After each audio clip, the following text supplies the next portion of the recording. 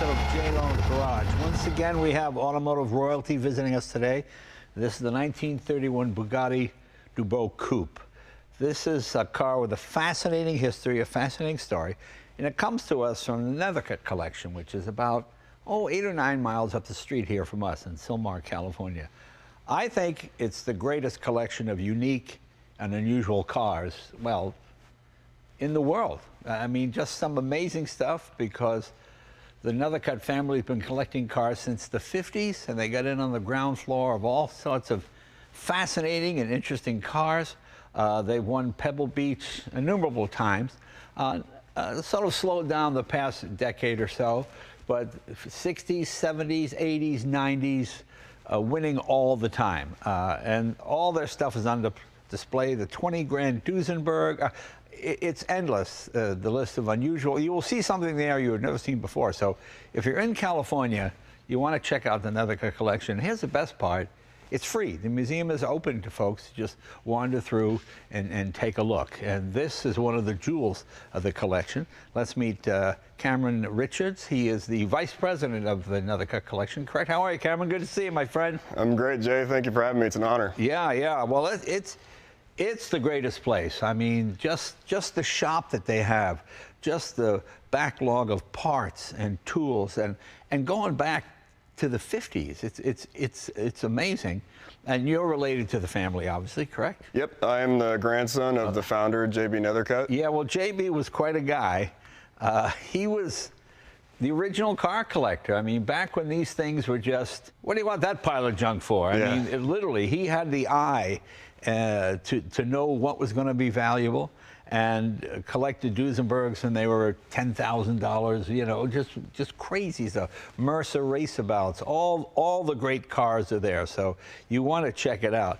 Now this one, you want to tell us about this? This was originally a Type 51 Grand Prix racing car, correct? Correct. It began its life as a Grand Prix race car. It was raced by Louis Chiron and Rene Dreyfus. Right. In the early days, and had a pretty good racing career up until 1936 when it was sold. A man named Andre Bith bought it and contacted Louis Dubo, which put this beautiful coachwork body on that you see today. So this is a Grand Prix car converted to a street car. Yep, race car and road car.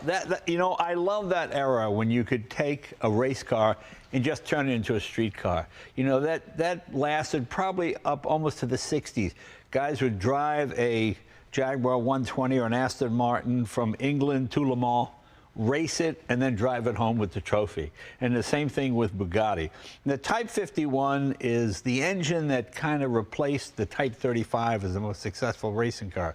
Type 35 was single overhead cam, using Harry Miller's Harry Miller developed here in America the twin cam, and I think he traded a couple of cars for a Miller. I think he traded some Bugattis for Miller. Bugatti saw Miller's overhead cam and adapted it to this.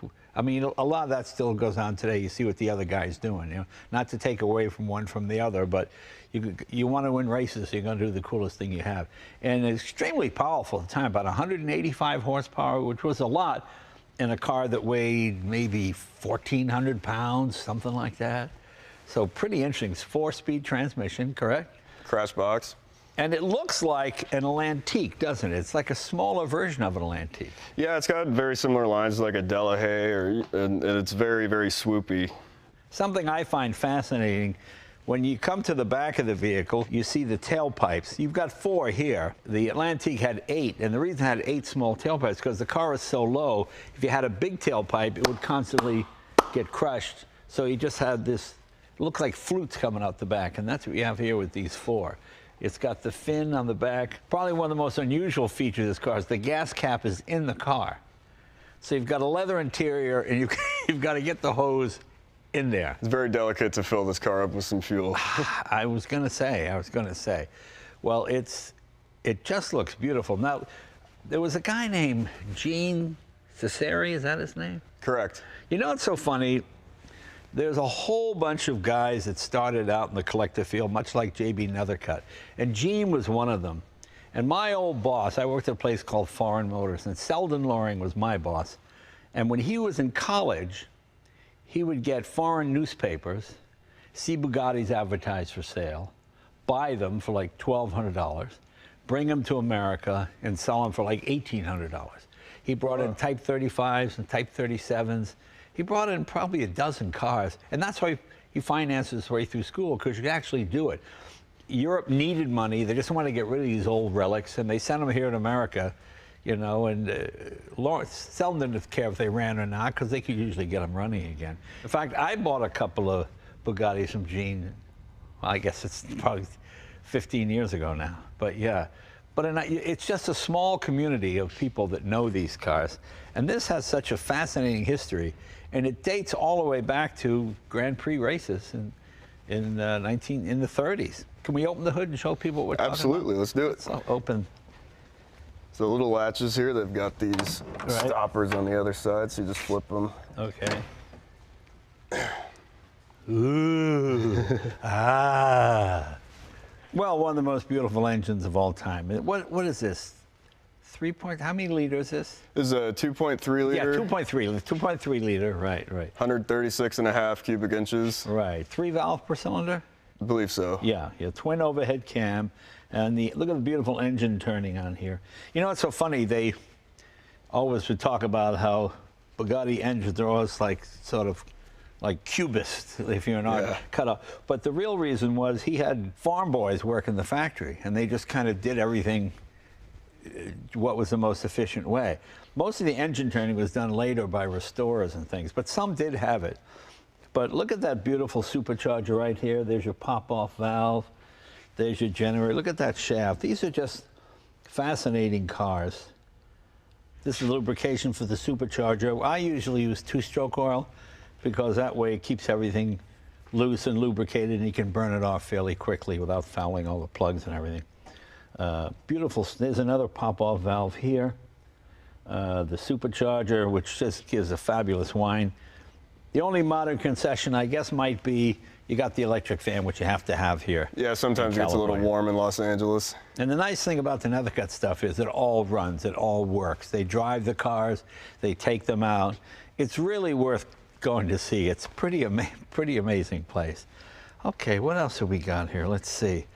The wheel covers. Was that 1931 as well, or was that later? Because wheel discs kind of came in because people thought wire wheels looked old-fashioned, so they started covering them up in the late 30s. But can I open the door?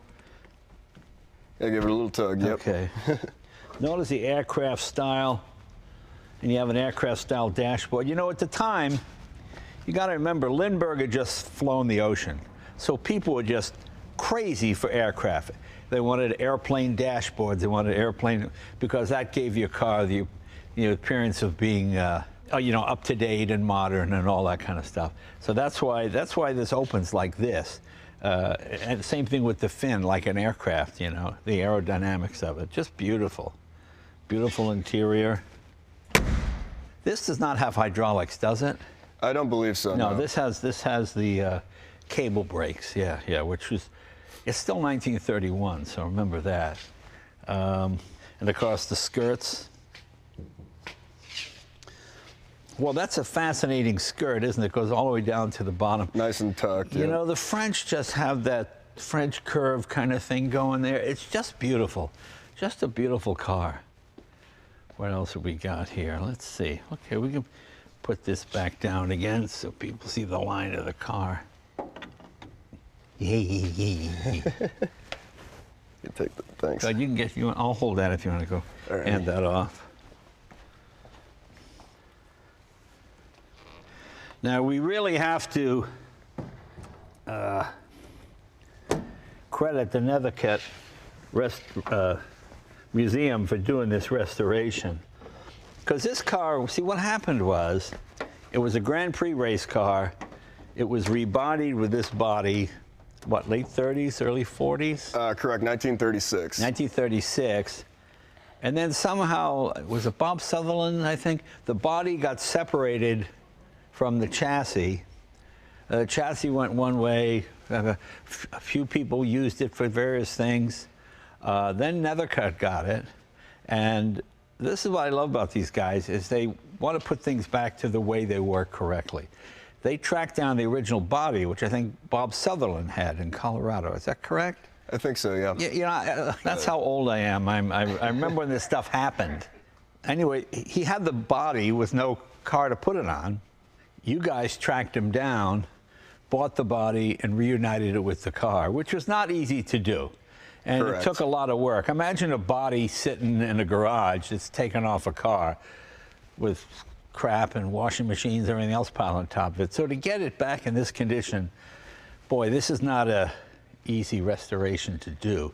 Extremely complex, and but beautifully, beautifully done. So, I mean, it's a real terrific piece of history that's been saved. The body and the chassis were separated for almost half a century. Yeah, yeah.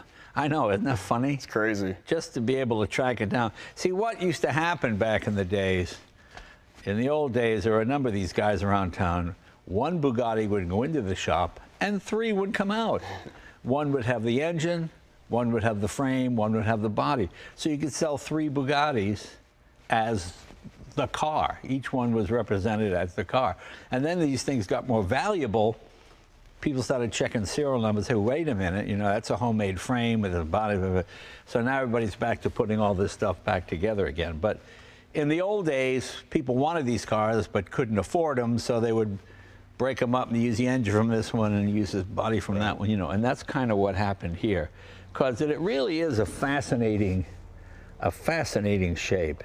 And once again, let's take another look at that dashboard. Certainly, and you've got all those levers. There's no concession for safety here at all. I'm sorry. The steering column is going to go through your chest, okay? Absolutely. Okay, I'm sorry. That's the way it is. That's how it was done in those days, you know. This is a car you drive. You really drive this car, and it makes all the right noises and all the cool sounds. Yeah, really, just fascinating. Cameron, show us the back of the vehicle here. This is the view most people got back in the day because this was a fast car. Yeah, it's definitely like the beautiful shark fin. As a kid, this is definitely one of my favorite cars to look at. I mean, it's so Batmobile-ish, isn't it? Definitely. It looks like. You know what's fun about it? Even now, when you see it from this angle, you could call this a car of the future. You know, if you're doing a movie about the year 2500 and this is going down the street from the back, it would look like this, because look how aerodynamic it is. Look how the shape is sort of formed by the wind. No extraneous bumpers or anything to sort of cut the drag a little bit. Yeah, it's just great, just great. It definitely looks like it doesn't belong from 1931. No, it doesn't. It doesn't. I can't imagine what people must have thought when they saw this. Don't forget, cars still had separate headlights on the fender, you know, on the bar and all that kind of stuff. And to see something like this in 31, oh my God, that was pretty, or 36 rather.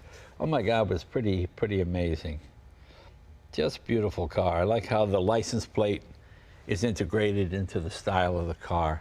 This car actually, if it runs on alcohol, can make about 200 horsepower, Yeah. and it's has the ability to go over 140 miles an hour. Which is moving back in. Yeah, that's very fast back in the day. then. You know, we always say this, but, you know, my dad was born in 1910, and he would say, slow down to go to a mile a minute, because 60 miles an hour was like, oh my God, that was like speed. a mile in a minute. That was crazy. So to go 140 would be the equivalent of well over 200 today. Yeah, so that's pretty amazing. I mean, it really took to 1989 for a street car to hit 200. That would be the Ferrari F40. And this is going 140, 50 years earlier than that, you know, so yeah, pretty wild. It was built for the track. These things were durable. Was this the original color of the car when it was done in 36? I actually am not aware of that. The car was recently repainted to this beautiful red. Before that, it was like a dark purple, black cherry, eggplant almost color. Right. Is this red? Because it seems to be maroonish. Burgundy. Yeah, burgundy. So when did you first, how old were you when you first saw this car? Well, I've been around the museum since as long as I can remember. Right. It's pretty much better than Disneyland, in my opinion. Yeah. This car, I remember going to concourses with it over the years when I was a kid, and Never really ridden in it, actually, so this will be fun for... Okay. So you were reunited with this car.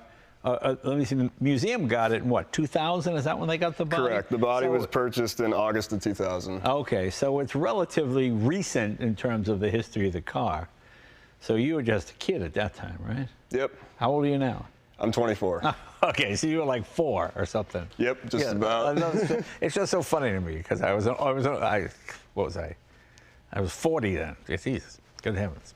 Yeah, that's really funny. That's really funny. Yeah, you know, it has every element that you need in a car. It's fun to drive. It's exciting. It's got an exciting engine. Just classical engineering, you know. Bugatti was not only well, he came from a family of sculptors and artists. And his father sort of looked down on the fact that he liked mechanical things instead of, you know, art and that type of stuff. So his vehicles always had such an artistic thing. Even when you see a Bugatti anvil, oh my God, it's a beautiful thing. Yeah. You know, it's just, there's something about it, you're just drawn to it, you know. So it's these classical shapes that are so fascinating. And just filling the gas here, I just can't imagine. Honey, sit there in the car and honey, would you take the hose and stick it? Yeah, hilarious. Let's look at the front. I want to look at the front of it again. The classic Bugatti grille, just great. Well, should we take it for a ride? We might be packed like sardines, but let's do it. It's all right, I like sardines. Let's give it a shot.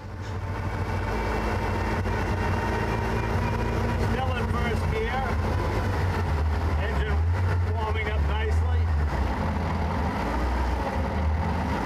Now she's holding an idle now that she's warmed up. Yeah, she's a little stubborn at a cold start. Bugattis are always cold-blooded. Oh, very much so. Yeah, you're good. Oh, this thing is fabulous. Yeah, Bugatti advertised this gearbox being practically indestructible. No synchros. Nope, it's definitely a crash box. Synchros wouldn't have been invented until another year, 32. That's right. Well, you don't need it. But you can feel it torque. Oh, yeah.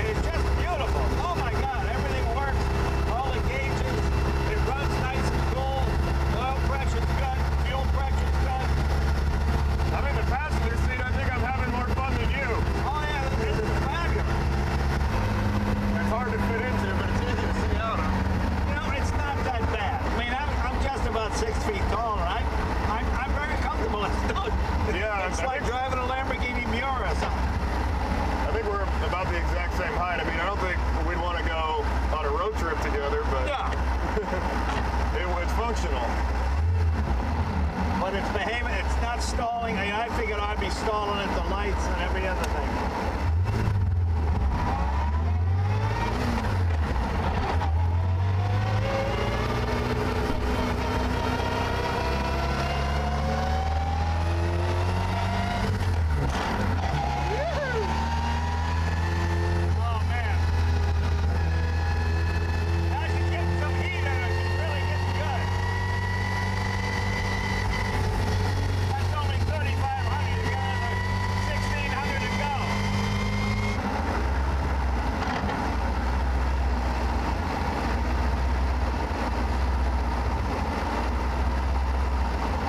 Temperature's very good.